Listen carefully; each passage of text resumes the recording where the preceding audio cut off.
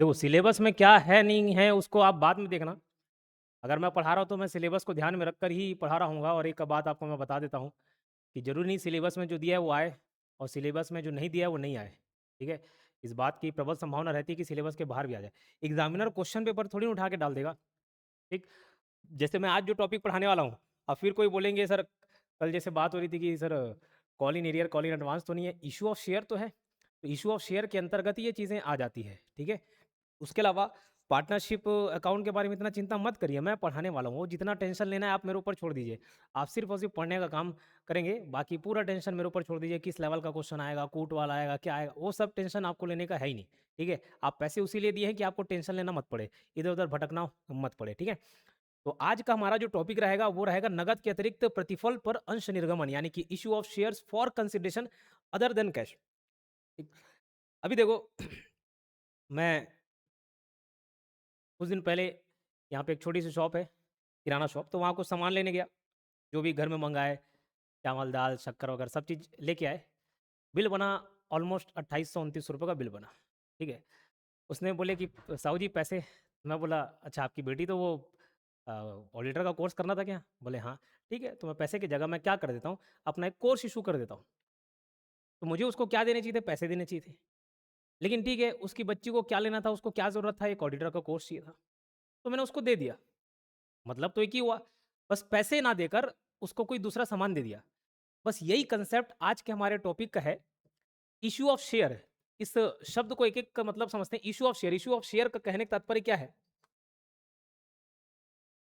Issue of share मतलब capital इकट्ठा करने के लिए शेयर इशू करना, कैपिटल पूंजी, यही तो हम टॉपिक पढ़ रहे हैं। फॉर कंसिडरेशन, कंसिडरेशन का मतलब क्या होता है? कंसिडरेशन का मतलब होता है के बदले में, के एक्सचेंज में, कि उसके बदले आप क्या दोगे। अदर देन कैश मतलब कैश के अलावा, नगद के अलावा क्या मिल रहा है। तो आज तक हम अभी क्या एंट्री करते आ रहे हैं पिछले 3-4 दिनों से, कि हम शेयर इशू करते हैं, एप्लीकेशन के लिए भी एडवर्टाइजमेंट करते हैं और हमें पैसे मिलते हैं। हम पैसे मिलते हैं, उसके बदले शेयर इशू करते हैं, बस यही कंसेप्ट पढ़ रहे हैं हम। लेकिन आज का हमारा टॉपिक इस पर बेस्ड रहेगा कि हम शेयर इशू करेंगे लेकिन पैसे के बदले नहीं।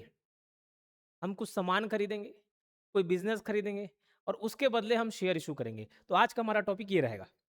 ठीक है, ये यहाँ पर मीनिंग में दिया हुआ देखिए, when a company issue share not for cash, जब कंपनी नगद राशि प्राप्त करने के बजाय किसी संपत्ति, व्यवसाय या सेवा के बदले शेयर जारी करती है, समझना बात को, किसी संपत्ति, व्यवसाय या सेवा के बदले शेयर जारी करती है, तो उसे नगद के अतिरिक्त प्रतिफल पर अंश निर्गमन कहते हैं, यानी that is called issue of share for consideration other than cash.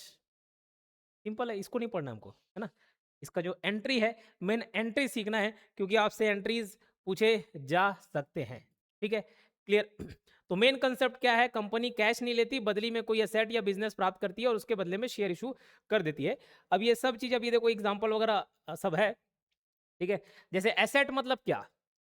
तो मशीन हो सकता है, लैंड हो सकता है, बिल्डिंग, फर्नीचर, ये सारी चीज होती है। पूरा नोट्स हिंदी इंग्लिश में बढ़िया दिया हुआ है, एग्जाम्पल वगैरह भी है। लेकिन मैं अभी आपको जो बोर्ड में समझा रहा हूँ, हो सके तो उसको नोट डाउन कर लें, वो आपके ज्यादा काम आएगा, ऐसे मुझे लगता है। ठीक है, वेरी गुड इवनिंग सभी को।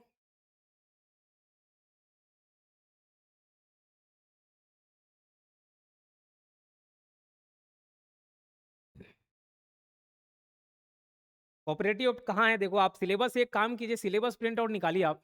ठीक है, 4 पेज का हिंदी और इंग्लिश प्रिंट आउट निकालिए। अब उसमें ढूंढिए, कम से कम एक बार उसको रीडिंग करना है। अगर जॉब निकालना है तो पहला सीढ़ी भाई ये सिलेबस ध्यान में रखें। कोऑपरेटिव्स एक्ट आप देखेंगे कि किसमें, मैनेजमेंट वाले पार्ट में, तो मैनेजमेंट वाले पार्ट में डला हुआ है।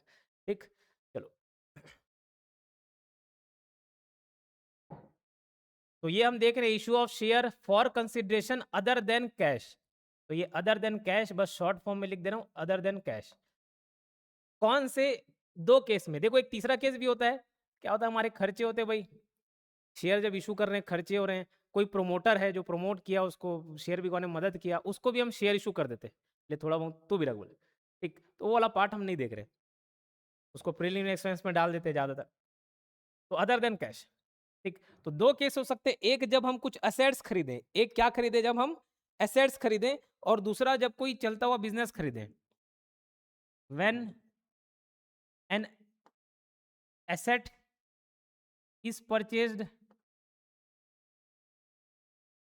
जब कोई संपत्ति खरीदी जाती है,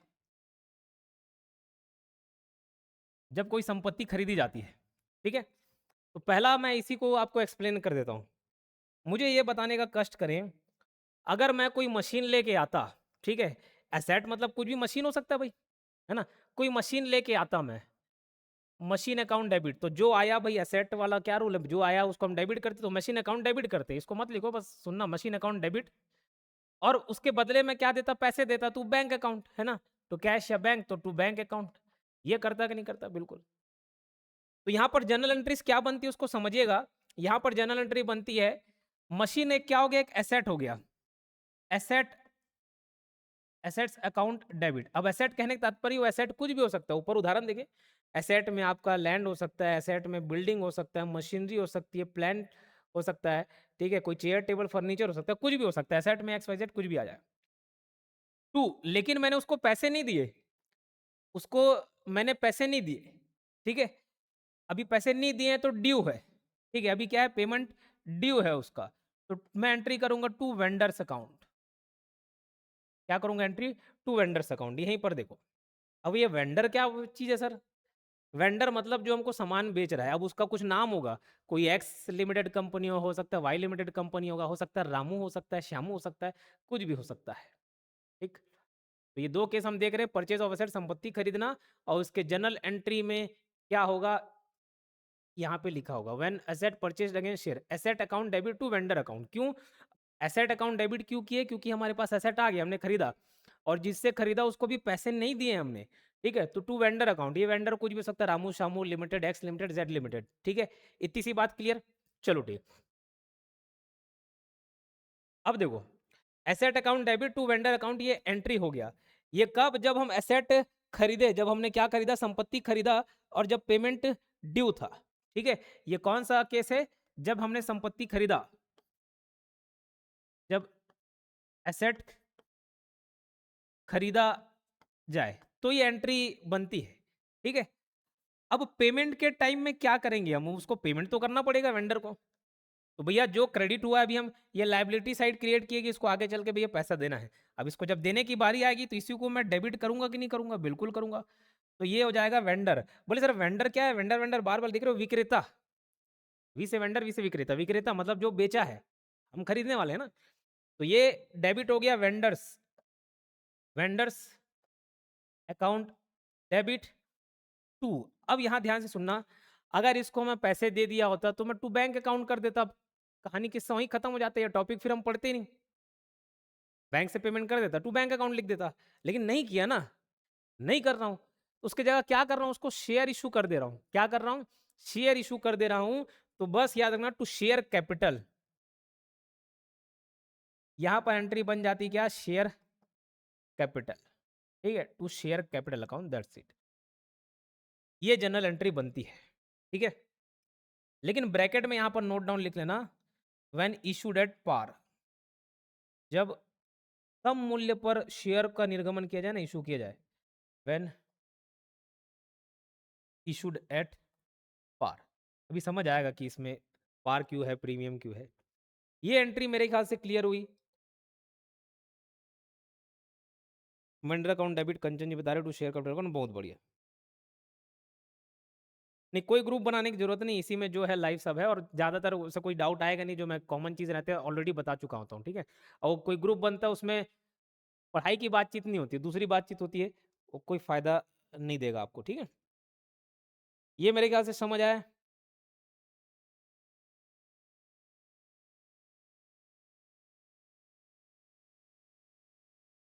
चलो जी, ऐड करा देंगे आर्थिक सर्वेक्षण।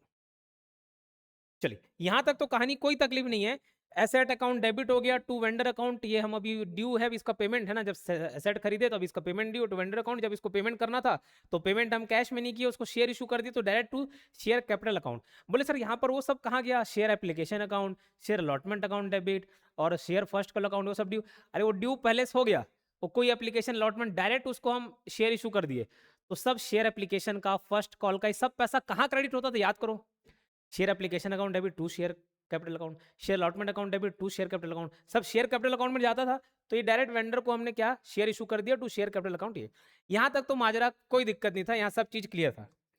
अब थोड़ा कैलकुलेशन आएगा नीचे, जब इसको हम प्रीमियम पर इशू करें, वैन इशूड एट पार किए, जब हम प्रीमियम पर इशू करेंगे तब क्या होगा। अभी एक बार नॉर्मल एंट्री बता रहा हूँ, एक दो एग्जांपल डलवाया हूँ, एग्जांपल भी बताऊंगा, रिवीजन हो जाएगा, ऑटोमेटिक समझ आ जाएगा। ठीक है, वो जो आप बोलते हैं सर एक बार पूरा फिर से रिपीट कर दे, तो वो पॉसिबल नहीं है, ये यहाँ पर मैं बता दिया। अभी हम लोग क्वेश्चन और करेंगे तो समझ आ जाएगा। ठीक है, ठीक, पहले क्वेश्चन ही कर लेते हैं, एक पार वैल्यू वाला क्वेश्चन करते हैं।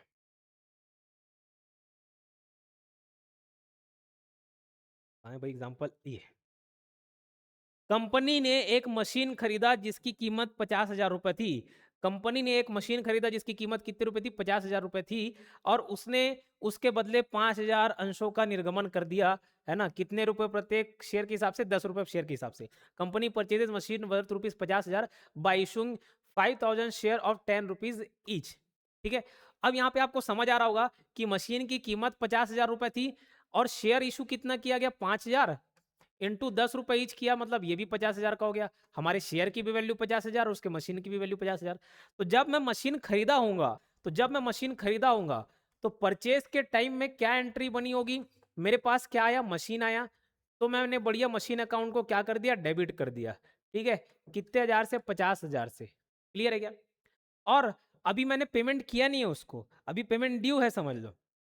तो किसको ड्यू है, टू वेंडर को। अब भाई वहां पर कुछ वेंडर का नाम दिया रहता तो मैं उसको नाम लिख दिया रहता, नहीं है तो टू वेंडर अकाउंट बस लिख दे रहा हूँ और इसके खाते में 50,000 डाल दिया। फिर थोड़े दिन बाद आएगा, तुम पैसे के लिए घुमा रहे हो, बोले दे नहीं रहे हो, तो जब पेमेंट अपन एक्चुअली में करेंगे तो पेमेंट तो हम पैसे में किए नहीं, है ना, पेमेंट मिलेगा किसको, वेंडर को मिलेगा। तो वेंडर अकाउंट हमने क्या कर दिया, डेबिट कर दिया, वेंडर अकाउंट डेबिट किया, और उसको पैसे ना देकर क्या किया हमने, शेयर इशू कर दिया। तो to direct to share capital account, to share capital account, कितना, 50 के। ये एंट्री क्लियर हो गई। ठीक है, अभी नीचे एक और एग्जांपल है, वो हिंदी इंग्लिश दोनों मिक्स करके रखे हुए हैं। अभी इतना वाला एंट्री है, अभी नीचे हम और प्रीमियम वाला जब करेंगे, ये नीचे प्रीमियम वाला भी आ जाएगा यहाँ पर। ठीक है, अब प्रीमियम का एंट्री समझते हैं। तो ये तो हो गया इशूड एट पार। अब प्रीमियम, जब प्रीमियम में इशू किया जाए, वो प्रीमियम वाला माजरा क्या है उसको समझेंगे। तो जो परचेज के टाइम में एंट्री थी, वो एंट्री तो सेम बनेगी।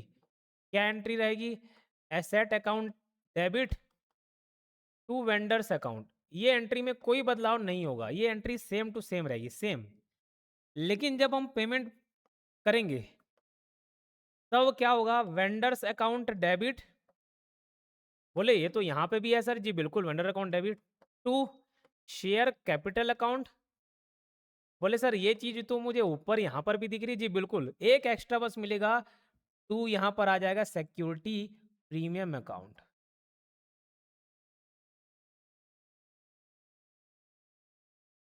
To security premium account. ठीक है, बस एक चीज एंट्री है, टू सिक्योरिटी प्रीमियम अकाउंट, ये एक्स्ट्रा हो गया। याद करो वो दिन जब मैंने आपको बताया था कि भैया हम 3 तरीके से शेयर इशू कर सकते हैं, जो चार्ट बनाया था याद है, तो चार्ट के इर्द गिर्द ये पूरा टॉपिक घूमता है। ठीक है, चाहे तो आप उसी में ही शॉर्ट नोट्स गोदा आदि करके बना सकते हैं।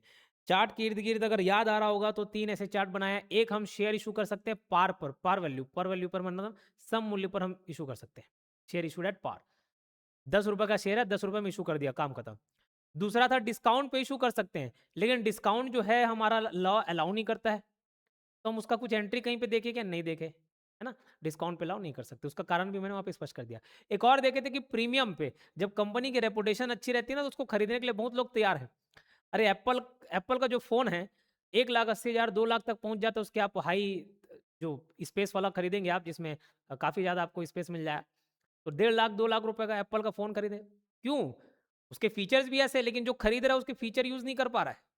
हम भी खरीद ले, यूज नहीं कर रहे हैं, उसको फीचर ही नहीं समझ आ रहे बोले। ठीक है, तो लेकिन फिर भी वो कंपनी अच्छा है बोल के सब विश्वास दिला रहे, तो बस वैसे ही प्रीमियम में भी खरीद लेते हैं। तो याद करो जब प्रीमियम में हम शेयर इशू करते थे, तो जो एक्स्ट्रा पैसा मिलता था फायदा, वो प्रॉफिट एंड लॉस अकाउंट में जाता था क्या? नहीं जाता था। मैंने उस समय एमसीक्यू भी कराया कि वो प्रॉफिट एंड लॉस अकाउंट में नहीं जाता।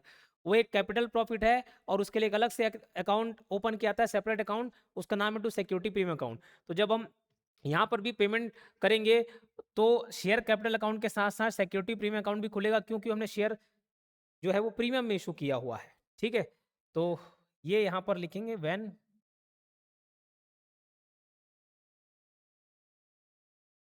Issued at premium. लेकिन ध्यान रखना, यहाँ पर एक स्टार मार्क डाल के लिख लें, इस केस में ना हमेशा नंबर ऑफ शेयर्स कैलकुलेट जरूर करना।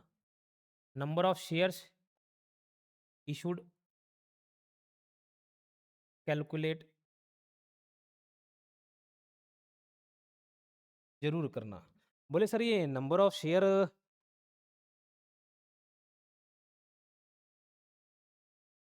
अरे इधर पढ़ लो भाई, डेट वाइज क्या करोगे? डेट वाइज डाल के लाइन से तो डल रहा है, कंटेंट लाइव क्लास में तो डेट डले रहता है, और सब फोल्डर वाइज। अब फोल्डर वाइज ना डाल के डेट वाइज डालू, कैसी आप बातें करो? पढ़ो इधर पहले ध्यान से। ठीक है,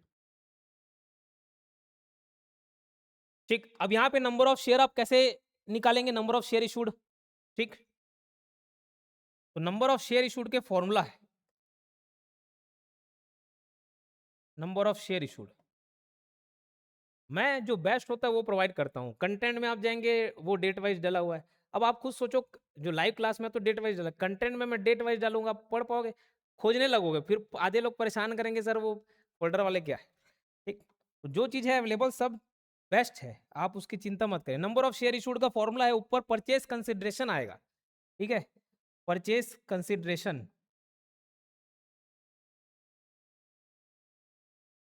परचेज कंसिडरेशन मतलब हम खरीद रहे हैं, उसके बदले क्या दे रहे हैं? परचेस खरीद रहे हैं, कंसिडरेशन का मतलब बताया था कि बदले में, तो खरीद रहे हैं उसके बदले में क्या दे रहे हैं उसको, वेंडर को, जो विक्रेता, उसको हम कितने पैसे दे रहे हैं, क्या दे रहे हैं, वो परचेज कंसिडरेशन। ठीक है, परचेज कंसिडरेशन। अब नीचे आप क्या लिखेंगे? तो जो इशू प्राइस है शेयर का वो लिखेंगे। ठीक है, जो इशू प्राइस है शेयर का, एक्चुअल इशू प्राइस है वो लिखेंगे। ठीक है, जो इशू प्राइस करे तो issued price of share. Yes, ठीक है, ये नंबर ऑफ शेयर इसमें निकल कर आ जाएगा। एक आध इसका एग्जांपल करेंगे ना तो बकायदा आपको समझ आ जाएगा। मेरे ख्याल से ये एंट्री क्लियर है। ठीक है, यहाँ पर मैं आपको इसको शो भी कर देता हूँ। शुरू से हम देख लेते हैं।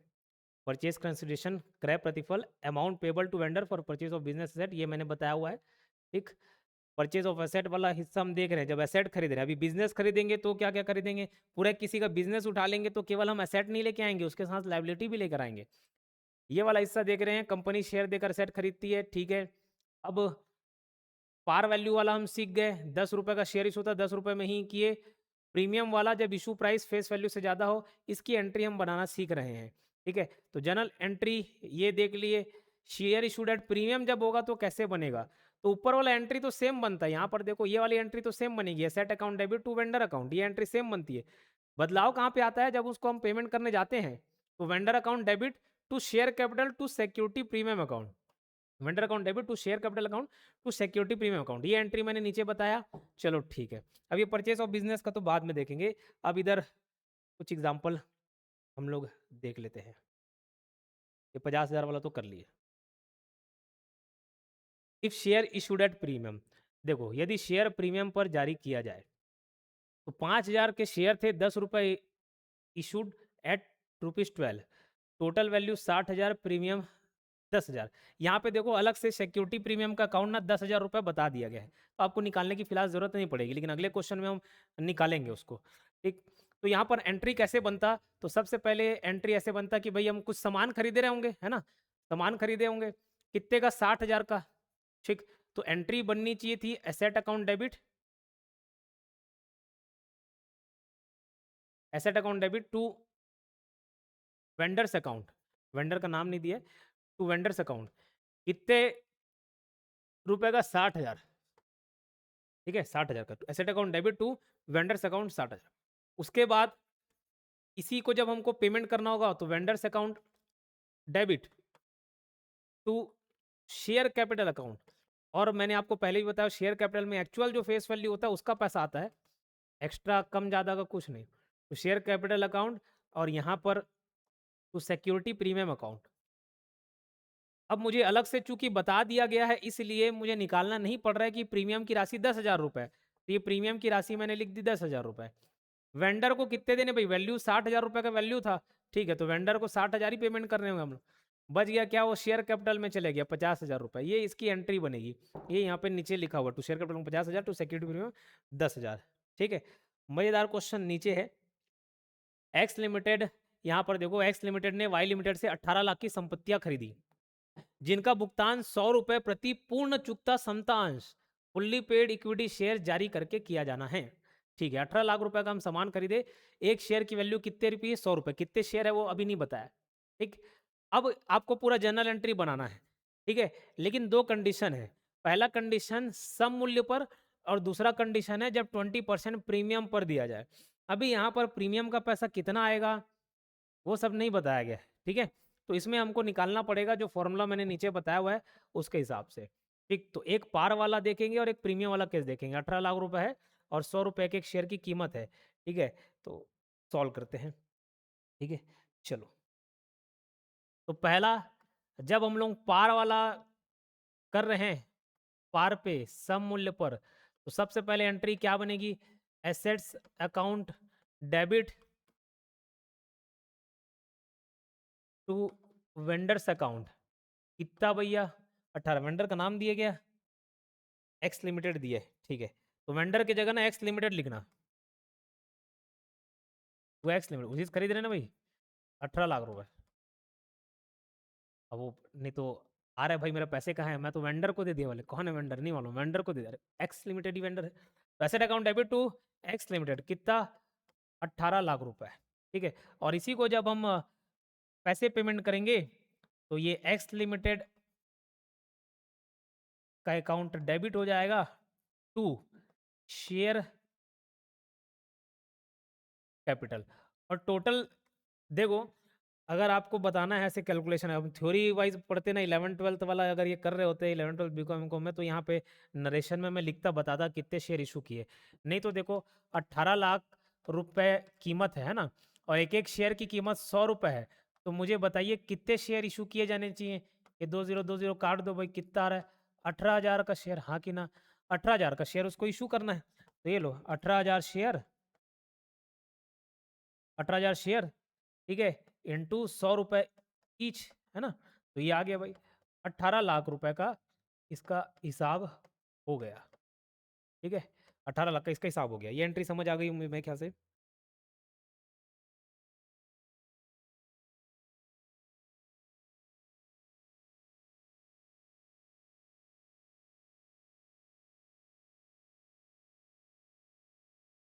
पूजा जी उसको रिपीट होने में टाइम है, फिलहाल आप पढ़ ले, रिकॉर्ड होने में, है ना।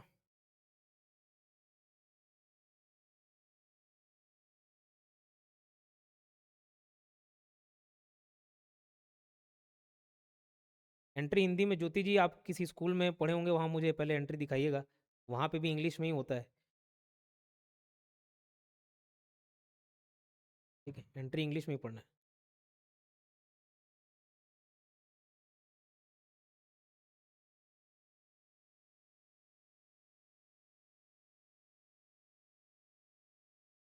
हितेश जी फॉर्मूला इधर देखो भाई, ये number of share issued, purchase consideration upon issue price of share.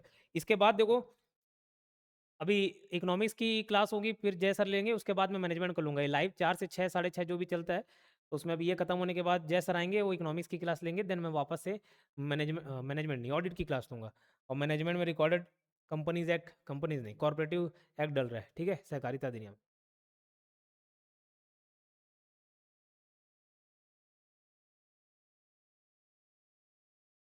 ठीक, चलो, ये एंट्री क्लियर है। तो अब हम लोग जब प्रीमियम पे 20% प्रीमियम पे इशू किए तब की स्थिति देखेंगे।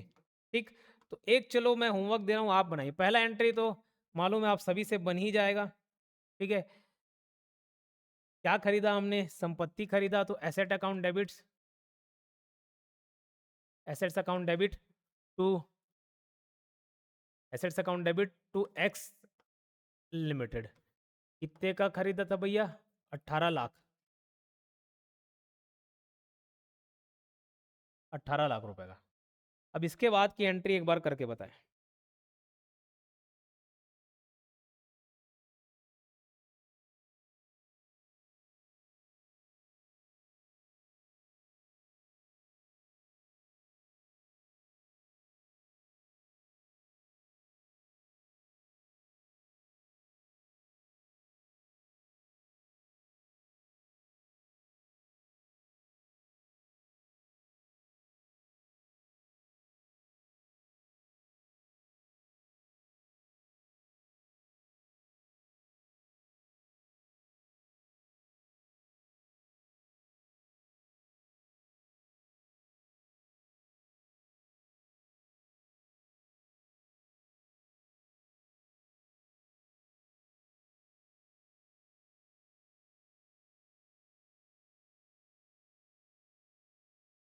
चलो, सूर्यकांत जी बता रहे हैं 14,40,000 एंट्री बता रहे हैं। एंट्री एंट्री तो मैं खुद अभी बताऊं जी, अमाउंट भी बताना है ना, अमाउंट भी तो बताना। सूर्यकांत जी अमाउंट बता रहे हैं 14,40,000 और 360। नहीं, कहीं मिस्टेक कर रहे हैं आप, कैलकुलेशन ध्यान दें। आदित्य जी एंट्री तो मैं खुद बताया हूँ अभी, अमाउंट डिवाइड करके बताओ। नहीं आ रहा है कोई बात नहीं, मैं बताऊंगा, एक बार आप ट्राई करें, मैं ही बताते रहूंगा, आपको लगेगा बन रहा है, बन रहा है, बहुत अच्छे से बन रहा है।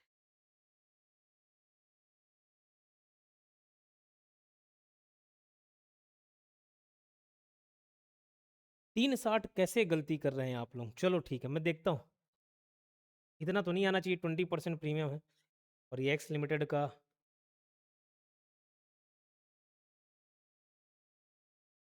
20% प्रीमियम पे है।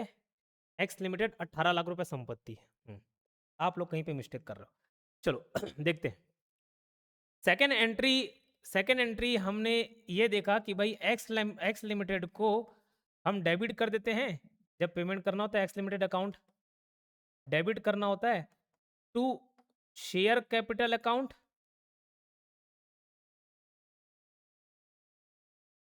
To security premium account. ठीक है,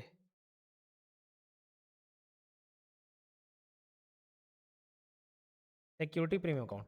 इतना तो तय है भैया, उसको 18 लाख रुपए पेमेंट करना था ना, वो 18 लाख रुपए होगा हिसाब किताब, है ना। उसको भले कम रुपए का सामान है, उसको ज्यादा बोल के पकड़ा दिए 18 लाख, लेकिन वो तो संतुष्ट होकर जाएगा, उसको कम देंगे। तो इधर तो 18 लाख आएगा। इधर के लिए हमको क्या करना पड़ेगा? कैलकुलेशन कितना है शेयर कैपिटल में अमाउंट,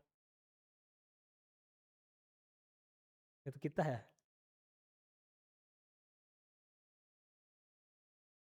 कितना कुछ आया एंट्री?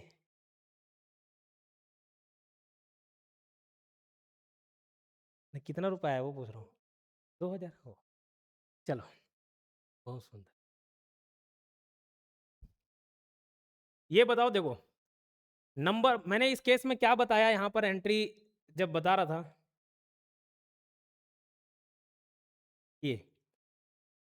ये जो एंट्री लिखाया वैन इशूड एट प्रीमियम, यहाँ पर मैं क्या बोला, स्टार मार्क डाल के लिखाया हूँ। हमेशा यहाँ पर क्या करें, नंबर ऑफ शेयर इशूड निकालें। ठीक है, number of share issued calculate जरूर करना है। ठीक है, और नंबर ऑफ शेयर इशूड कैसे निकलेगा? ये निकलेगा परचेज कंसिडरेशन, है ना, जो क्रय के बदले आप दे रहे हो उसको मूल्य, है ना वो, और इशू प्राइस ऑफ शेयर। ठीक है, तो अब यहाँ पर मुझे बताइए, उसको मुझे पेमेंट करना है 18 लाख। नंबर ऑफ शेयर कैसे कैलकुलेट करूंगा मैं? नंबर ऑफ शेयर इशूड कैसे कैलकुलेट करूंगा? Purchase consideration upon issue price, हाँ कि ना। परचेज कंसिडरेशन, अरे 18 लाख रुपए को उससे सामान खरीद रहा हूं तो 18 लाख की कीमत हो गई। इशू प्राइस कितना है? देखो 100 रुपए का शेयर था और उसको मैंने 20% प्रीमियम पर, 20% प्रीमियम पर इशू किया, तो 100 का 20% कितना हो जाएगा? 20 रुपए। तो जो शेयर है कितने रुपए में बेच रहे हैं उसको हम 120 रुपए में इशू कर रहे हैं, हाँ कि ना। 100 रुपए का शेयर है, फेस वैल्यू 100 रुपए, और 20 रुपए में उसको हम प्रीमियम पर इशू कर रहे हैं, तो टोटल अमाउंट कितना हो गया? 120 रुपए। तो इशू प्राइस ऑफ शेयर कितना हो गया? 120 रुपए। इससे ये देखो, ये जीरो कट गया, ये 12 से 15 बार में जाएगा 180, और ये 3 जीरो और लगा दो, 15,000 शेयर। उसको हम कितना शेयर दे रहे हैं? नंबर ऑफ शेयर की संख्या कितनी है? नंबर ऑफ शेयर कितने हैं? 15,000 है। ठीक है, क्या है? 15,000। अब मैंने बताया था कि जो शेयर कैपिटल में शेयर कैपिटल में पैसा जाता है वो सिर्फ और सिर्फ फेस वैल्यू का जाता है। तो शेयर कैपिटल में फेस वैल्यू कितना है भैया हमारा? 100 रुपए। ठीक है, 100 रुपए। और शेयर कितना उसको इशू कर रहे हैं? 15,000। तो 15,000 शेयर इशू किए, उसको उसके बदले में क्या दिए हैं? 15,000 शेयर दे दिए। 15,000 शेयर कितने रुपए का? 100 रुपए का। तो ये आ जाएगा 15 लाख रुपए। ठीक है, कितना? 15 लाख रुपए। सिक्योरिटी प्रीमियम के लिए कितना? तो 15,000 शेयर दिए भैया, और एक्स्ट्रा प्रीमियम का पैसा एक शेयर के पीछे कितना है? 20 रुपए है। तो इंटू 20 किए, तो ये आ गया आपका 3 लाख रुपए। कितना आया? 3 लाख रुपए। तो 18 लाख, और ये देखो 15 + 3, ये मैंने जो है, ये सही एंट्री है। आप 360 कर रहे हैं। 360 आपने कहाँ से किया? डिवाइड बाई 120 क्यों किए? अभी बताता हूँ। आप डायरेक्ट क्या कर रहे हो? आप डायरेक्ट कर रहे हो 18 लाख का 20%। ठीक है, 18 लाख का 20% आपने निकाल दिया। 18 लाख क्यों?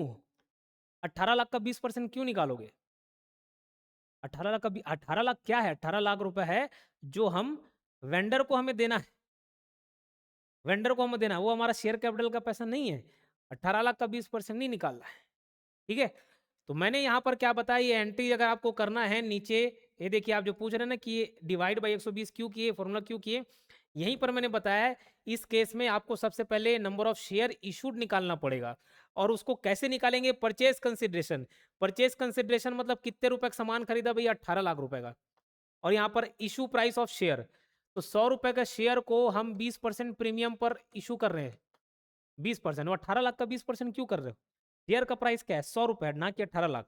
तो 100 रुपए एक शेयर का प्राइस है, उसको 20% प्रीमियम पर इशू किए, यानी कि उसको 120 रुपए में दे रहे हैं। 100 + 20 जोड़ोगे, 120 रुपए का एक शेयर है।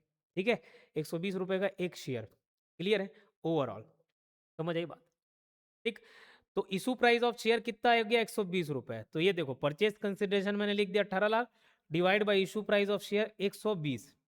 ठीक है, तो ये क्या निकल कर आया? ये निकल कर आया number of share issued. Number of share issued, ये डिवाइड करोगे, डिवाइड आप आराम से करना, ये आएगा 15,000। तो एक्चुअल में 15,000 शेयर मैं उसको दे रहा हूँ। कितने दे रहा हूँ? 15,000 शेयर। 15,000 शेयर। अब बताओ 15,000 शेयर में शेयर कैपिटल का कितना पैसा जाएगा? ये देखो ना, ये कैलकुलेट करके देखो। अब 15,000 शेयर डायरेक्ट पूरा 120 रुपए में उसको इशू किए होंगे, तो 15,000 इंटू 120, 18 लाख रुपए ये आ गया। शेयर कैपिटल में हम कितना पैसा डालते हैं? शेयर कैपिटल में पूरा 18 लाख डालते हैं क्या? नहीं। इससे शुरू के जब मैंने आपको शेयर इशूड एट प्रीमियम पढ़ाया दूसरे दिन के क्लास में, दूसरे तीसरे दिन के क्लास में, तो मैं बताया शेयर कैपिटल में भैया जो फेस वैल्यू का पैसा ना वही जाता है। प्रीमियम वाले के लिए हम अलग से सिक्योरिटी प्रीमियम अकाउंट खोलते हैं। प्रीमियम का पैसा कितना था? 20 रुपए। शेयर कैपिटल में कितना जा रहा है? एक्चुअल फेस वैल्यू वाला जा रहा है 100 रुपए। ठीक है, मेरे ख्याल से ये क्लियर हो गया होगा। यही आपका जनरल एंट्री है मेन। क्लियर है क्या? ठीक है, लिकेश्वरी जी आप ठीक कर रहे हैं।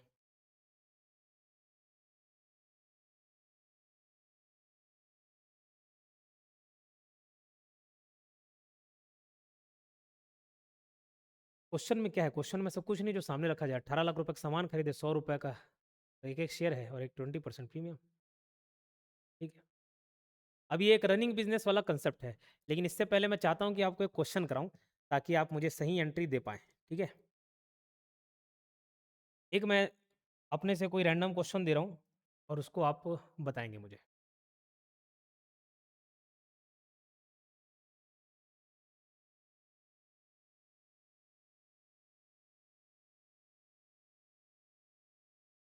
ये X limited purchase asset from Y limited.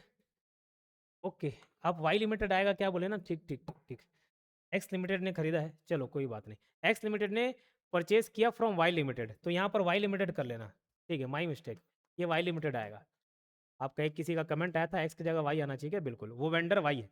Max मान के चल रहा था, कोई खैर दिक्कत नहीं, मोहन रोन जाए एग्जाम में भले दिक्कत है, लेकिन यहाँ पे मैं नाम वाई लिमिटेड, एक्स लिमिटेड होगा ये सोच के चले। ठीक है, चलो वाई लिमिटेड आएगा वहाँ पर।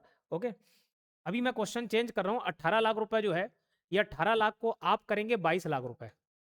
क्वेश्चन पूरा सेम रहने दो, 18 लाख को क्या कर लेंगे? 22 लाख। ठीक, payable in fully paid equity share of 100 rupees each. जी बिल्कुल, इसको 100 रुपीज ही रहने दे, लेकिन एंट्री जो आप बनाएंगे एट प्रीमियम वाला बनाना। और इस बार प्रीमियम 20% नहीं 10% रहेगा। कितना? 10%। तो इसका मुझे जर्नल एंट्री बना के दे, जर्नल एंट्री बना के दे। और बताइएगा प्रीमियम में कितना पैसा जाएगा। जी बिल्कुल हिमांशु, एक और क्वेश्चन करा दिए देखो।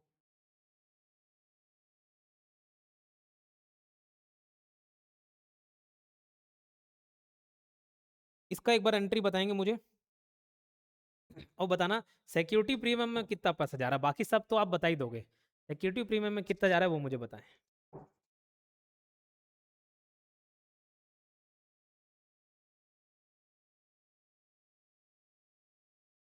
2 लाख जा रहा है, बहुत बढ़िया, ठीक है 2 लाख, ठीक है।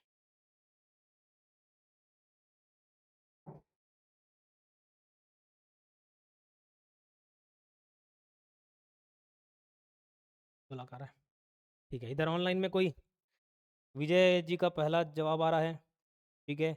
Vendor 22 lakh to share capital 20 lakh to premium 2 lakh रुपए, चलो ठीक है। देखते हैं विजय जी का जवाब सही है कि नहीं है। हम एक नया क्वेश्चन किए, एक्स लिमिटेड ने खरीदा किससे, वाई लिमिटेड से, है ना। वाई लिमिटेड से कितने का आइटम खरीदा, 22 लाख रुपए का। 22 लाख रुपए का। एक शेयर का कीमत कितना है, एक शेयर 100 रुपए का है, ठीक है। प्रीमियम कितना है जी उसका, प्रीमियम है 10%। चलो बढ़िया। यहाँ पर देखो पहला एंट्री क्या बनेगा, जिसको पैसे देने हैं वेंडर वाई लिमिटेड है, वाई लिमिटेड से खरीदा मतलब वाई लिमिटेड ने बेचा है, वेंडर वाई लिमिटेड हो गया। ये लो वाई लिमिटेड। अच्छा पहले एंट्री तो हम एसेट वाला बना लेते हैं। पहला एंट्री क्या खरीदे भैया, एसेट खरीदे, assets account debit to vendors account, और वेंडर में क्या है, वाई लिमिटेड। कितने का, 22 लाख रुपए का। 22 लाख रुपए का सामान खरीद लिया, ठीक है। दूसरी एंट्री, यही वाई लिमिटेड को मुझे पैसे देने हैं, लेकिन पैसे हैं नहीं, क्या दूंगा, शेयर दूंगा। तो यहाँ पे आ जाएगा टू शेयर कैपिटल अकाउंट,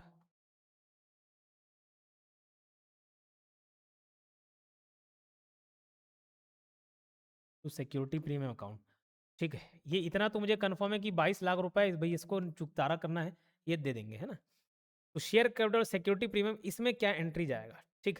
अगर आपसे सवाल पूछा जाए, आप पूछते ना कि सवाल कैसा बनेगा, same to same as it is question छाप देगा। ये क्वेश्चन छाप देगा और यहाँ पर देखो ऐड प्रीमियम 10% ये दे देगा।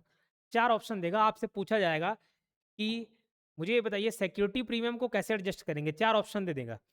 सिक्योरिटी प्रीमियम क्रेडिट होगा 2 लाख, सिक्योरिटी प्रीमियम डेबिट होगा 2 लाख, सिक्योरिटी प्रीमियम क्रेडिट होगा 44,000 या 4,40,000, सिक्योरिटी प्रीमियम डेबिट होगा 4,40,000। ये 4 ऑप्शन दे दिया। उसके लिए आपको ये एंट्री बनाना तो आना चाहिए। जब तक ये एंट्री नहीं बना पाओगे, ये मालूम नहीं चलेगा भैया क्रेडिट आ रहा है और कितना अमाउंट आ रहा है, तो कैसे। तो यही एंट्री बनाना आपको सीखना है, ठीक। इसके एमसीक्यूज भी अभी हम देखेंगे। तो share capital to security premium, यहाँ पर मैंने इसके लिए बताया कि भैया सबसे पहले आपको नंबर ऑफ शेयर निकालना है। नंबर ऑफ शेयर कैसे निकालोगे, तो परचेज कंसिडरेशन बटे इशू प्राइस, है ना। तो परचेज कंसिडरेशन कितना है, 22 लाख रुपए है, और अपॉन इशू प्राइस कितना है बोलने से, तो इशू प्राइस के लिए देखो 100 रुपए का आइटम है, 10% प्रीमियम पे बेचेगा, यानी कि 10 रुपए एक्स्ट्रा में बेच रहा है। 100 का 10% कितना आएगा, 10 रुपए। तो 110 रुपए एक्चुअल में इशू प्राइस है उसका, ठीक है। तो 110 कर दिए, purchase consideration 22 lakh, issue price 110। ये जीरो और जीरो काट दो, ये 11 से 2 बार में जाएगा क्या जी, 2 लिख लिए। और कितने जीरो बच रहे हैं, 2 और 4, 4 जीरो बच रहा है, ठीक है। ये टोटल नंबर ऑफ शेयर कितने हो गए जी, 20,000 हो गए, है ना। 20,000। अब 20,000 के हिसाब से शेयर कैपिटल में एक्चुअल उसका फेस वैल्यू जाता है, तो 20,000 का 100 रुपए करके कैलकुलेट करोगे तो ये आ जाएगा 100 रुपए, 20 लाख रुपए, है ना। 2 लाख में 20 लाख आ जाएगा, ठीक। कैसे निकालेंगे, 20,000 शेयर है इंटू 100 रुपए, और यहाँ पर आ जाएगा आपका 2 लाख रुपए। ये कैसे आया सर, ये भी 20,000 शेयर है, लेकिन हम जो एक्स्ट्रा प्रीमियम का पैसा ले रहे हैं इंटू 10 रुपए, ठीक। तो ये 2 लाख रुपए आ गया, क्लियर।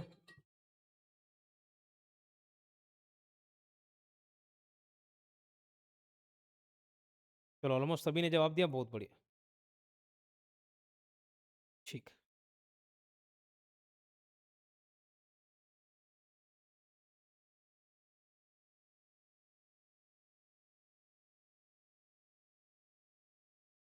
चलो अब एक और मैं प्रैक्टिकल एग्जांपल देता हूँ, ठीक है। प्रैक्टिकल एग्जांपल देता हूँ मैं, तो हम दूसरा कैटेगरी देखेंगे।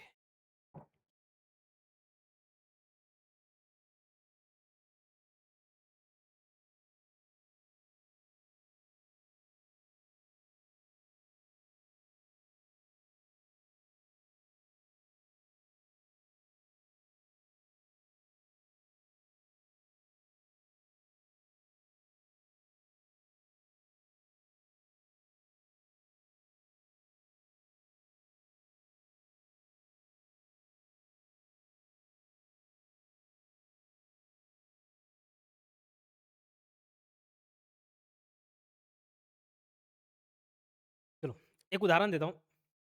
एक व्यापारी दोस्त है मेरा, सुमित जैन नाम है उसका, कपड़े की दुकान है उसके मार्केट में, ठीक है, अलग अलग जगह लेके रखा हुआ है ना। तो 2-3 जगह ब्रांच डाले, तो बोले ठीक है भाई, लेकिन बाद में फिर एक जगह का संभाल नहीं पाए।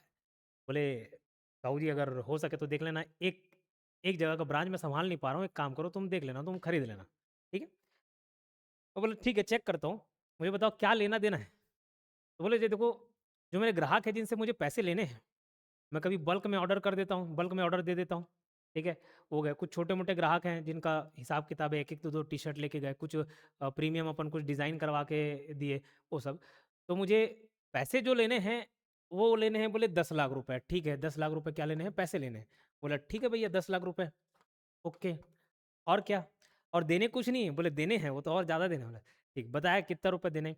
तो भाई मैं जहाँ से माल लेके आता हूँ पंडरी रायपुर से, वहाँ जो सेठ है उसको मेरे को 4 लाख रुपए देना है। बोले अच्छा 4 लाख, चलो ठीक है, और क्या। तो ये तो 10 लाख रुपए उसकी संपत्ति हो गई, डेटर संपत्ति हो गए, है ना।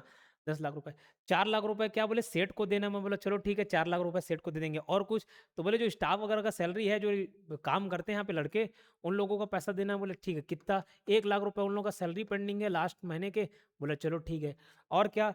भाई ये जो दुकान है ना, ये जिस ज़मीन पे लिया हूँ, वो बोले उसकी कीमत भी कितनी, 5 लाख रुपए की। बोलो चलो ठीक है, ये भी मेरे लिए एसेट हो गए 5 लाख, और क्या। इस पे जो कंस्ट्रक्शन कराया, अभी उसकी वैल्यू देखोगे मार्केट वैल्यू, तो बोले वो भी 5 लाख रुपए। बोले चलो ठीक है, 5 लाख उसका मान लिया।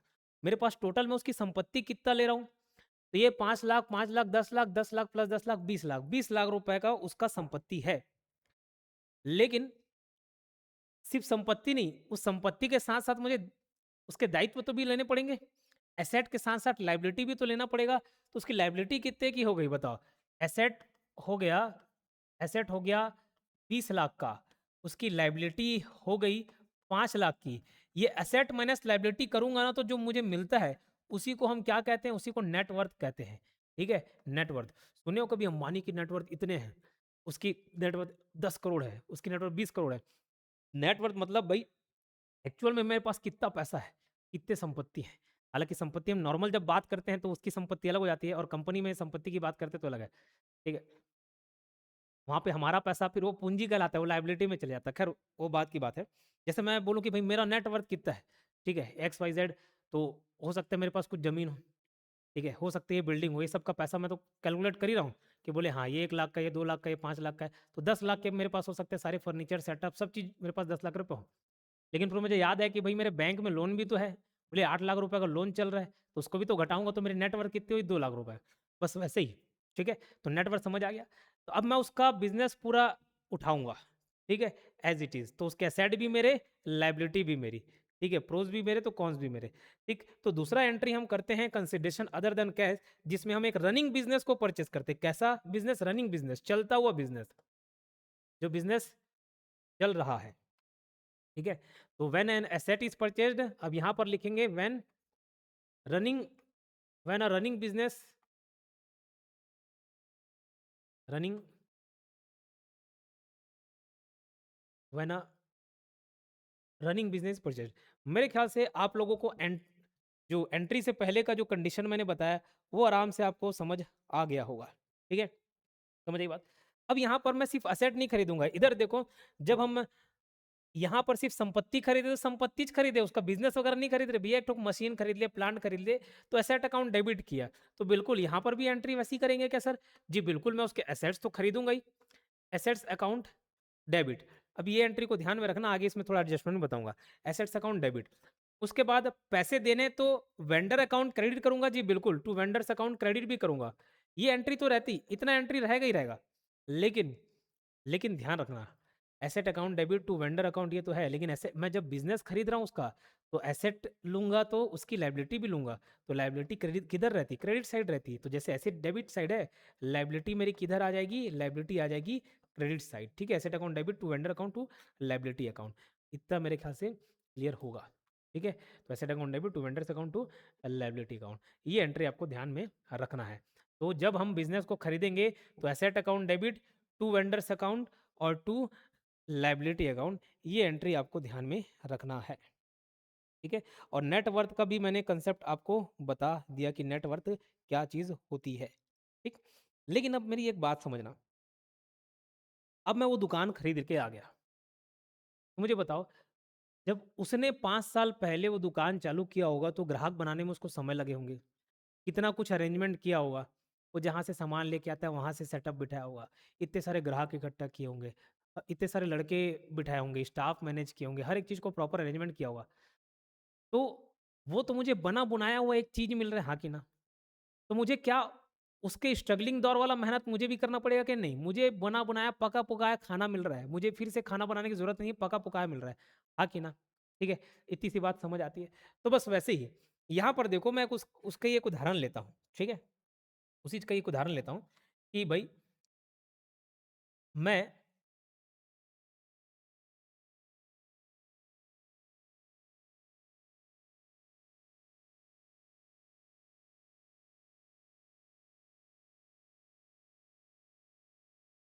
उससे हम संपत्ति कितने बता रहे थे, उसके एसेट्स कितने थे? उसके एसेट्स थे सर 20 लाख रुपए के। ओके, और उसकी लाइबिलिटी कितनी आ रही थी? लाइबिलिटी आ रही थी 5 लाख रुपए की। बोले चलो ठीक है, तो यहाँ से मुझे नेटवर्थ समझ आया, उसका नेटवर्थ कितना था जो उसको पे करना चाहिए था?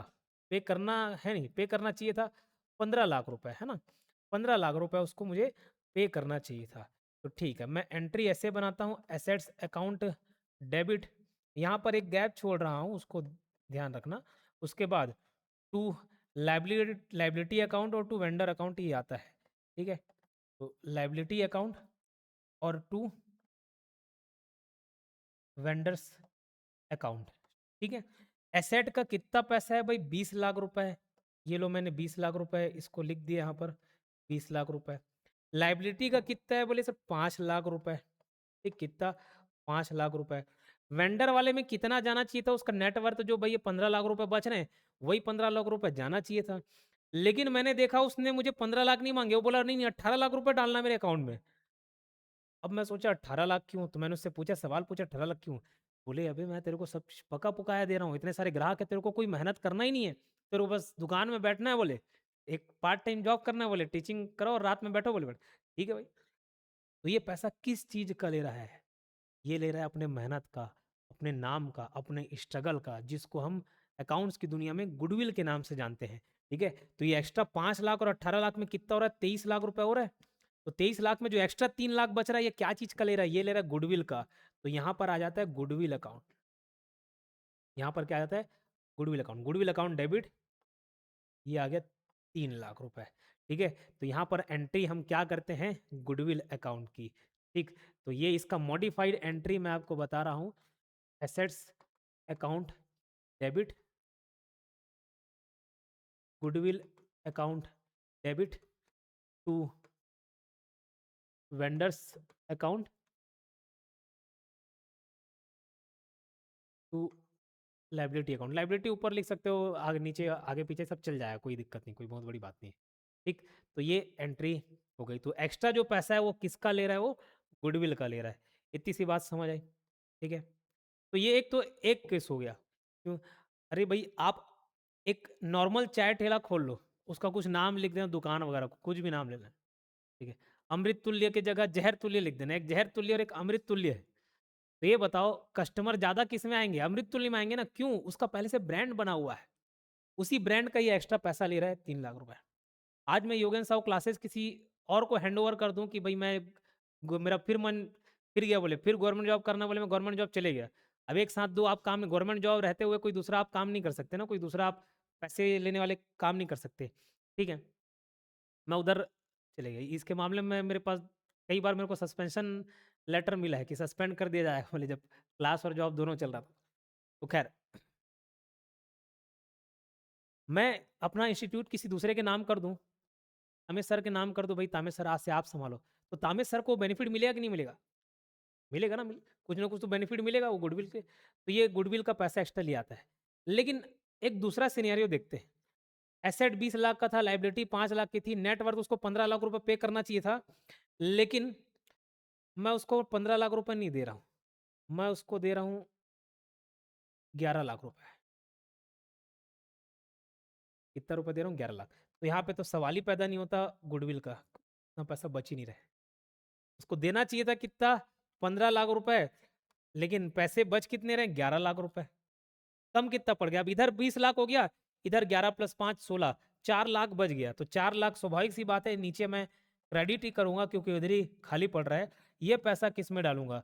ये पैसा डालूंगा मैं टू कैपिटल रिजर्व में। ये रिवेन्यू प्रॉफिट है, राजस्व आय है, बोलता हो कि कैपिटल प्रॉफिट है एक प्रकार का। राजस्व लाभ है कि पूंजी लाभ है? पूंजीगत लाभ है। पूंजीगत राजस्व मतलब वो जो डेली बेसिस पे हो रहा है, फ्रीक्वेंट बेसिस पे हो रहा है। कैपिटल मतलब जो कभी कभार हो। तो टू कैपिटल रिजर्व में हम डालते हैं, टू कैपिटल रिजर्व 4 लाख रुपए, ठीक है। अरे हो सकता है उसकी मजबूरी हो, लॉस होता हो, तो भैया हो जरूरी थोड़ी ना गुडविल उसका मैं प्रॉफिट ही कमाऊं।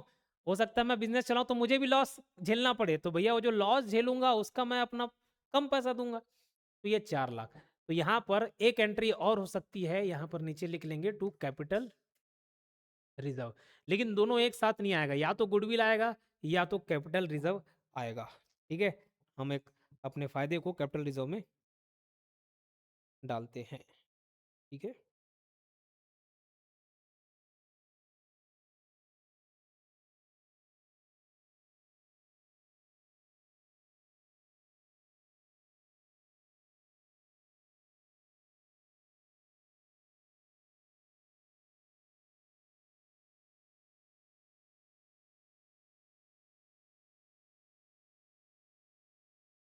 चलिए, अब उसके बाद की एंट्री सेम है, उसके बाद की एंट्री सेम है, ठीक है। तो when account, when up running business purchase asset account debit to vendor liability, इसका थोड़ा मॉडिफाइड वर्जन मैंने यहाँ पे और लिख दिया, ठीक है। और ये पूरा एग्जांपल को मैं हटाता हूँ, ये आपको समझ आ गया होगा, नोट डाउन भी कर लिए होंगे, ठीक। अब यहाँ पर हम देखो, ये एंट्री कब? जब रनिंग बिजनेस को परचेज किया गया है ना, जब परचेज किया गया तो ये एंट्री बनेगी, या तो ये बनेगी या ये बनेगी, है ना, गुडविल वगैरह के केस में। उसके बाद हम उसको पेमेंट भी तो करना है। जब पेमेंट का टाइम आएगा तो पेमेंट के केस में क्या वेंडर को पे करना है, तो वेंडर्स अकाउंट को मैं क्या कर दूंगा? डेबिट कर दूंगा। और टू, फिर उसको शेयर, कुल मिला के भी पैसे दे नहीं रहे मुझे, मुझे पैसे नहीं देने, मुझे क्या देने? तो शेयर इशू करना है, वही टॉपिक तो पढ़ रहे हैं। To share capital, to share capital account, ठीक है।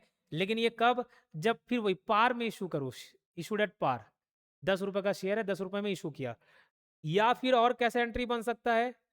जब अगर मैं प्रीमियम पे इशू करूं, जो इधर पूरा पढ़ चुके आप, ये सेम टू सेम। तो vendors account debit to share capital account, to extra पैसा कहाँ चले जाएगा? सिक्योरिटी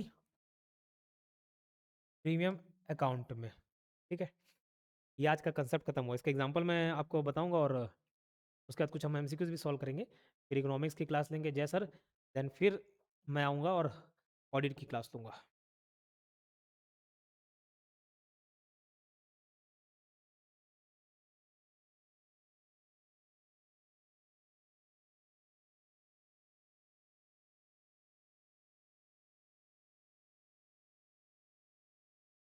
ये सब दिनेश जी बेसिक से तो बता रहा हूँ, मैं क्या चीज़ ऐसा है जो मैं एडवांस लेवल बता दिया, बताओ।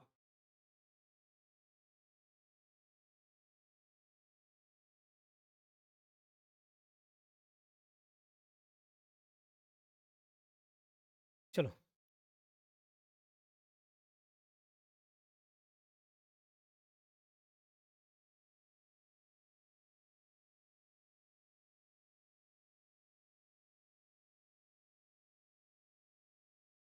ये क्वेश्चन है, देखो, X limited purchase the running business of Y limited for 2.5 lakh rupees. X limited ने वाई लिमिटेड का चालू व्यवसाय 2.5 लाख रुपए में खरीदा। एक्स ने वाई का खरीदा हुआ, ठीक है। The payment was made as, भुगतान इस प्रकार किया गया, 2,20,000 in fully paid equity share. अब यहाँ पे आपको समझना पड़ेगा कि वहां पे गुडविल की एंट्री होगी कि कैपिटल रिजर्व की एंट्री होगी, वो आपको निकालना पड़ेगा, क्योंकि उसके में बताया ना मैंने, नेटवर्थ आप निकालेंगे। तो 2.5 लाख रुपए का उसका बिजनेस खरीदा है, कितना, 2.5 लाख रुपए का, है ना। और लेकिन उसको पे कितना किया है, केवल और केवल 2,20,000 किया है, बाकी जितना पैसा था उसने बैंक ड्राफ्ट से पे किया है। चलो ठीक है, वो एंट्री भी सीख जाएंगे कि पूरा शेयर कैपिटल इशू नहीं किया, कुछ बैलेंस जो पैसा है वो बैंक ड्राफ्ट में भी पे कर दिया है। चलो ठीक है, उसके एसेट और लाइबिलिटी क्या है उसको भी हम लोग देख लेते हैं। एसेट लाइबिलिटी क्या है, तो प्लांट एंड मशीनरी जो है 90,000 रुपए का खरीदा, भवन जो है 90,000 का, डेटर्स 30,000 का, स्टॉक, ये जो देनदार लेनदार है ना, लेने वाला देने वाला, उसमें हमेशा मैं कंफ्यूज रहता था, ठीक है, तो मैं उसको अंग्रेजी में याद कर लूँ, डेटर्स और क्रेडिटर्स, ठीक है। तो देनदार 30,000 है, डेटर्स 30,000 है, स्टॉक 50, और ये कैश और क्रेडिटर, इतने सारे उसके एसेट्स और लाइबिलिटीज हो गए। तो इसमें ये एसेट है, एसेट है, एसेट है, एसेट है, ये भी एसेट है, क्रेडिटर, ये बस मुझे लाइबिलिटी नजर आ रहा है, और कुछ लाइबिलिटी नहीं है शायद, ठीक है। तो अब यहाँ पर उस, क्या देखो, 90-90, 30-50-20, एक्स लिमिटेड ने वाई लिमिटेड से खरीदा हुआ है, ठीक है। तो एसेट्स टोटल कीमत क्लियर करो, 90-90, 30-50 और 20, ये एसेट्स थे, है ना, कैश तक का। तो 1,80,000, 1,80,000 प्लस 3, 2,10,000, 2,60, 2,80,000 का, 2,80,000 का तो क्या है, एसेट्स है। लाइबिलिटी भी कुछ है क्या, दायित्व भी कुछ है क्या, भैया देता है ना 30,000 रुपए का, अपने 20,000 रुपए का अपने को क्रेडिटर को देना, तो देखो 90-90, 30-50-20 और 20,000 रुपए क्रेडिटर का है, 90-90, 30-50-20 और 20,000 रुपए क्रेडिटर का है, ठीक है, 20,000 लाइबिलिटी है। तो नेटवर्थ उसका कितना निकल के आना चाहिए भैया, मुझे उसको कितना पे करना चाहिए था, 2,80,000 माइनस 20,000, ये वाई लिमिटेड को मुझे कितने रुपए देने चाहिए थे, 2,60,000, ठीक है, कितने पे करने चाहिए थे, 2,60,000।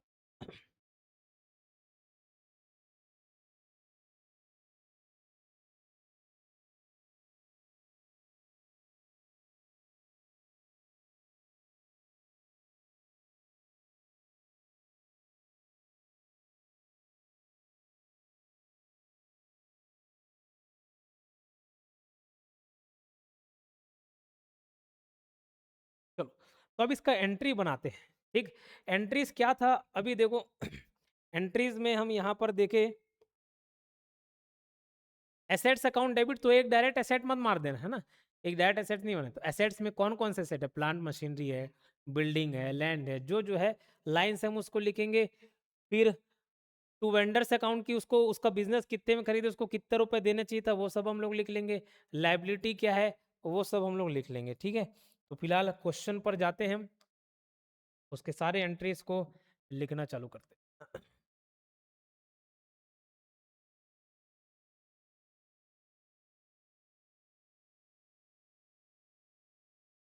तो एसेट्स में क्या क्या है, प्लांट मशीनरी,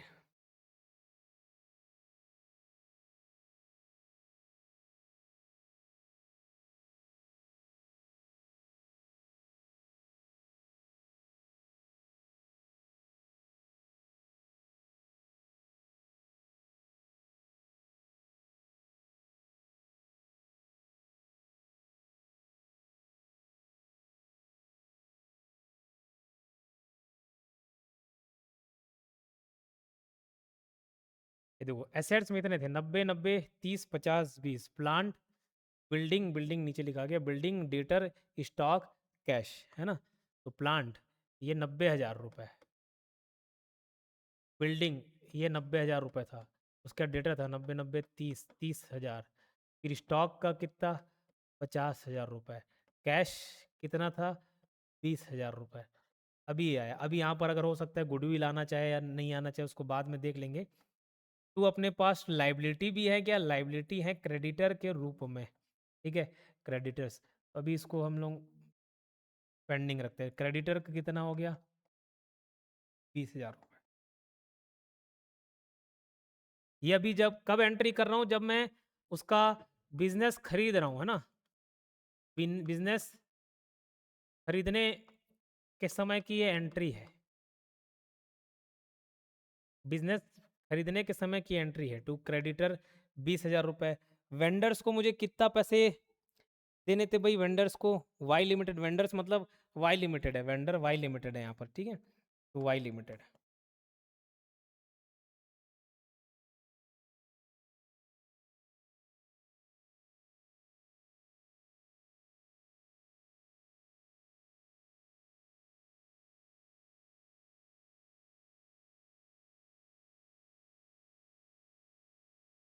क्या बोल रहे थे?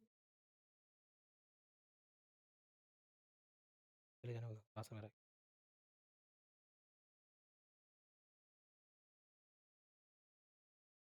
चलो, 2.5 लाख रुपए। और अब टोटल करके देखो कि इधर बच रहा है कि यहाँ बच रहा है, यहाँ आएगा तो गुडविल, इधर आएगा तो कैपिटल रिजर्व में जाएगा वो, ठीक है। तो 90, 30, 90, 50, 20, ये हम कैलकुलेट किए थे, 90 + 30,000 1,20,000, फिर 2, 2, 10, 2, 60, 280 ये था।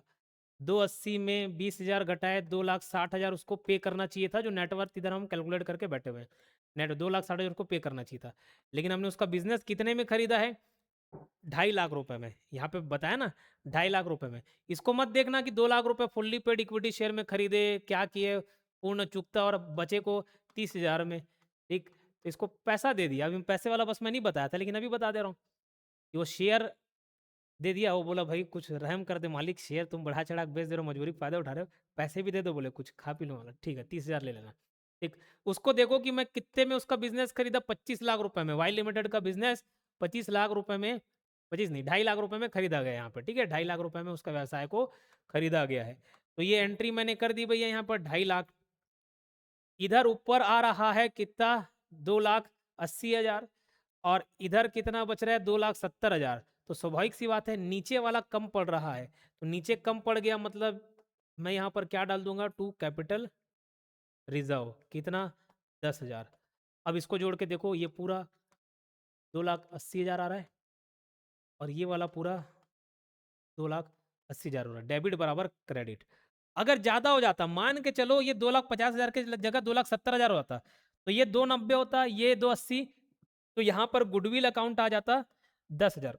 बस इतना ही एक्स्ट्रा होता और कुछ खास नहीं, ठीक है, इतना ही एक्स्ट्रा होता और कुछ खास नहीं। तो यहाँ पर अभी 2.5 लाख रुपए उसको पेमेंट करना है, कैपिटल रिजर्व में चले जाएगा 10,000। ये तब की स्थिति है जब मैं उसका बिजनेस खरीद रहा हूँ, बिजनेस खरीद रहा हूँ, तब एंट्री बनी है। अब उसका बिजनेस खरीद लिया, बहुत अच्छी बात है, बिजनेस खरीद लिया, तब मुझे उसको पेमेंट करने हैं ना। तो पेमेंट करना है, तो पेमेंट का क्या एंट्री बनेगा, ठीक है, पेमेंट का क्या एंट्री बनेगा, ये जो भैया वाई लिमिटेड को 2.5 लाख रुपए देने थे, ठीक, वाई लिमिटेड को 2.5 लाख रुपए देने थे, उसको मैं डेबिट करता, वाई लिमिटेड कितना, 2.5 लाख रुपए, और उसको मैंने कैसे पे किया हुआ है, शेयर, शेयर दिया क्या जी, बिल्कुल। तो शेयर कैपिटल 2,20,000 रुपए का शेयर इशू कर दिया उसको, है ना। और बचे वाले को बैंक ड्राफ्ट से पे कर दिया, बैंक ड्राफ्ट से मतलब बैंक से ही पेमेंट किया हूँ, बैंक से कटेगा मतलब बैंक जाएगा। बचा वाला पैसा कितना है, 30,000 रुपए। ये बस एक नया एंट्री हो गया ना। अगर पूरा शेयर इशू कर दिया रहता तो टू शेयर कैपिटल 2.5 लाख आ जाता, कोई बात ही नहीं था। 30,000 रुपए को बैंक से पे किया है, बस ये बता, आप ध्यान रखना, ठीक है। तो एकदम मजेदार क्वेश्चन था, ठीक, उम्मीद है आपसे बना होगा। ये एमसीक्यूज देख लेते हैं। चलो एमसीक्यू का फटाफट जवाब देना, 10 क्वेश्चन हैं, यहाँ से कैसे सवाल बन सकते हैं वो आपको बताता हूँ। पहला है, नगद के अतिरिक्त प्रतिफल पर अंश निर्गमन का अर्थ क्या है, बताइए। नगद के अतिरिक्त प्रतिफल पर, अतिरिक्त उसके अलावा, नगद के अलावा प्रतिफल जो हम देते हैं वो क्या है। Issue of share for consideration other than cash mean share issued only for cash, नहीं, इसी तो बात कर रहा है कि कैश के अलावा देना है। शेयर इशूड अगेंस्ट एसेट और एसेट्स और बिजनेस, या तो कोई संपत्ति खरीद रहे, दो ही चार्ट तो देखे, एक एसेट खरीदने वाला और पूरा का पूरा वो बिजनेस उठा लिया उसका, है ना। तो पहले का आंसर क्या हो गया, option B, clear. The person from home business is purchase is called, जिस व्यक्ति से व्यवसाय खरीदा जाता है उसे क्या कहते हैं, जिससे खरीदा जा रहा है। डेटर, शेयर होल्डर ये शब्द यूज नहीं करते हैं। क्रेडिटर, डेटर क्रेडिटर ये शब्द यूज नहीं करते हैं। ठीक, इसका आंसर क्या हो गया, ऑप्शन सी, वेंडर विक्रेता। The person from home business purchase, जिससे हम खरीद रहे हैं, तो जो बेच रहा है उसको सेलर ना बोल के, क्रेडिटर डेटर ना बोल के, शेयर होल्डर ना बोल के हम क्या बोलते हैं? वेंडर बोलते हैं। ठीक है। परचेज कंसिडरेशन का क्या मतलब है? क्रय प्रतिफल का क्या अर्थ है? Amount received from bank? नहीं। Profit on share? नहीं। Value of liability? नहीं। Amount payable to vendor? जी हाँ। ठीक। परचेज कंसिडरेशन का मतलब है कि वो पैसा जो हमको विक्रेता को देना है। परचेज कंसिडरेशन का मतलब ही होता है कि बदले में, परचेज खरीदे, उसके बदले में हम उसको क्या दे रहे हैं, क्या मूल्य दे रहे हैं, तो वही विक्रेता को दे राशि, अमाउंट पेबल टू वेंडर। चौथा क्वेश्चन देखो, which account is generally used in issue of share for consideration other than cash? नगद के अतिरिक्त प्रतिफल पर अंश निर्गमन में सामान्यतः कौन सा खाता उपयोग होता है? क्या बोलना चाह रहा है? Which account is generally used in issue of share for consideration other than cash? Vendor, drawing account, rent, salary. देखो यहाँ पे डेबिट क्रेडिट क्या कर रहे हैं उसको नहीं पूछा है ना, तो देखो ड्राइंग, रेंट, सैलरी, ये तीनों में से एक भी नाम आया कि आज की एंट्री में नहीं आया? आंसर क्या है? Vendor account. जब शेयर प्रीमियम पर जारी किए जाते हैं तो प्रीमियम राशि जमा की जाती है किसमें? इसका क्वेश्चन पहले इशूड एट प्रीमियम वाले में भी कर चुके हैं हम लोग, तो वहां पे भी प्रीमियम में इशू करते हैं तो भैया वो पैसा शेयर कैपिटल में नहीं जाता, शेयर कैपिटल में फेस वैल्यू वाला पैसा जाता है, प्रॉफिट और लॉस में नहीं जाता, ये डेली बेसिस का प्रॉफिट नहीं है, इसको हम एक कैपिटल प्रॉफिट के रूप में ट्रीट करते हैं, उसके लिए एक अलग अकाउंट खोलते हैं सिक्योरिटी प्रीमियम अकाउंट, उसमें हम इस पैसा को डालते हैं, तो इसका आंसर हो जाएगा option C, security premium account. छठवां क्वेश्चन देखो, यदि मशीनरी शेयर जारी करके खरीदी गई है, machinery purchase against issue of share, which account will be debited first? तो इसके केस में एंट्री क्या बनेगी उसको पहले देखना। मशीन खरीदी गई है, तो जब खरीद हो रहा है तो एंट्री क्या बनेगा? Machine account debit. तो जिससे भी हम खरीद रहे हैं वेंडर से, तो टू वेंडर्स अकाउंट, ये एंट्री बनेगा। और जब हम उसको पैसा देंगे तो वेंडर अकाउंट डेबिट, पैसा देंगे तो पैसा तो वैसे देते ही नहीं है, लेकिन शेयर इशू कर देते तो शेयर कैपिटल अकाउंट। ठीक है, तो vendors account debit to share capital account, ये एंट्री बन जाती है। तो उसने क्या बोला? If machineries purchase against issue of share which account will be debited first? तो सबसे पहले क्या डेबिट करेंगे? मशीन अकाउंट को डेबिट करेंगे। ठीक है, वेंडर को नहीं, क्योंकि उसने बोला सबसे पहले क्या करेंगे, तो सबसे पहले मशीन अकाउंट को डेबिट करेंगे। पहले मशीन खरीदोगे तो पहले मशीन आएगा, है ना, उसको तुरंत पैसा तो दे नहीं रहे, हम शेयर कैपिटल इशू कर रहे हैं, इशू बाद में करेंगे। Share issued at face value और कॉल्ड एट प्रीमियम डिस्काउंट नहीं, पार सम मूल्य पर, ऑप्शन सी सम मूल्य। In purchase of business liability taken over are, ये आठवां सवाल मजेदार है, इसका जवाब मुझे बताएं। लास्ट का ऑप्शन डी है, ट्रीटेड एज इनकम, इनकम के रूप में देखा जाता है, इग्नोर कर दिया जाता है। Added to purchase consideration, deducted from assets, क्या करते बताओ? जब हम बिजनेस खरीदते हैं, पूरा रनिंग बिजनेस उठा लिए, व्यवसाय क्रय में ग्रहण की गई देयता होती है, लाइबिलिटीज टेकन ओवर आर। जब हम बिजनेस खरीद रहे हैं तो जो लाइबिलिटी भी उठा रहे हैं उसको क्या करते हैं बताइए? ए जी बिल्कुल सही, सबका जवाब नहीं, बी गलत जवाब दे रहे हो आप, बी वाले गलत हैं। बी क्यों होगा? एडेड टू परचेज कंसिडरेशन, भैया परचेज कंसिडरेशन मतलब क्या मैंने बताया?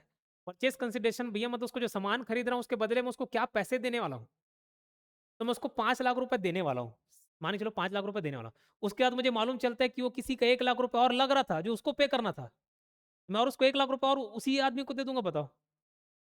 घटाऊंगा ना रे, 5 लाख रुपए देना था, अब वो बंदा मुझसे 1 लाख रुपए मांग रहा तुम्हारे हिस्से का, तो नहीं नहीं मैं तुमको 1 लाख रुपए घटा के 4 लाख ही दूंगा।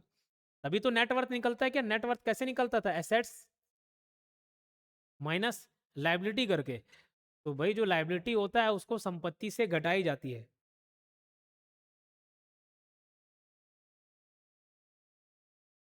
डिडक्टेड फ्रॉम एसेट्स, तो 8 का ऑप्शन सही ऑप्शन है ऑप्शन ए। ठीक है, चलो, which of the following can be purchase against issue of share? ये बताओ क्या खरीदा जा सकता है? Land, business, machine, all of the above.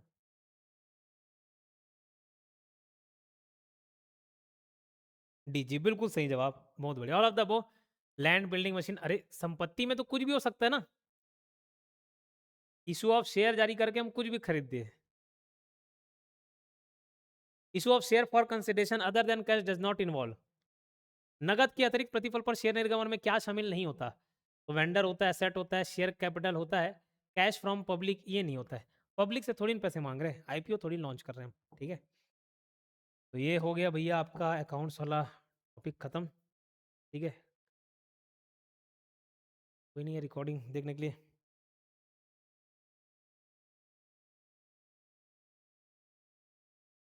अब किसी को कोई समस्या है तो बताएं।